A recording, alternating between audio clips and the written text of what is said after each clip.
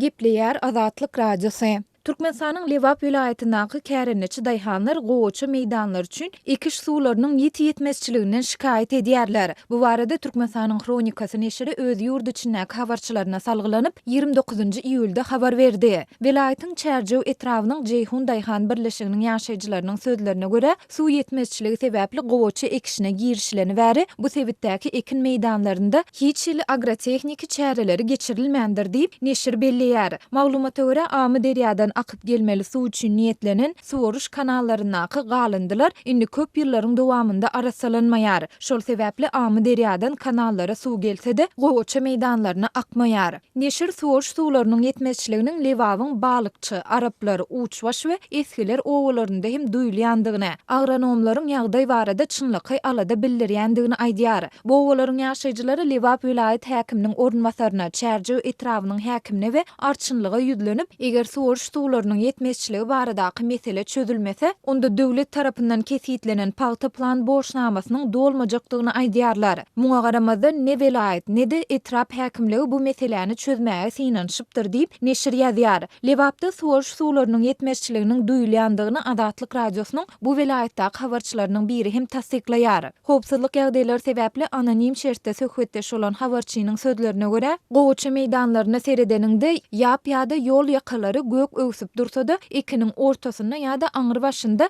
diňe käbir ýerlerde paýta ösýär. Habarçy paýtaçy daýhanlaryň diňe suw däldi tehnika ýetmezçiliginden hem kösenýändigini aýdyp, etraplardaky owa hojalyk tehnikalarynyň aglabasynyň ýokary derejeli döwlet resmileriniň kärenini ýerinde işledilýändigini belleýär. Azatlyk Radiosynyň ýokarda görüň edilen ýagdaýlar barada Lewap vilayatynyň we Çärjew etrawynyň häkimlikleri bilen telefon arkaly habarlaşyp, kommentari almak oýunça eden ýygy derli synanyşyklary netije bermedi.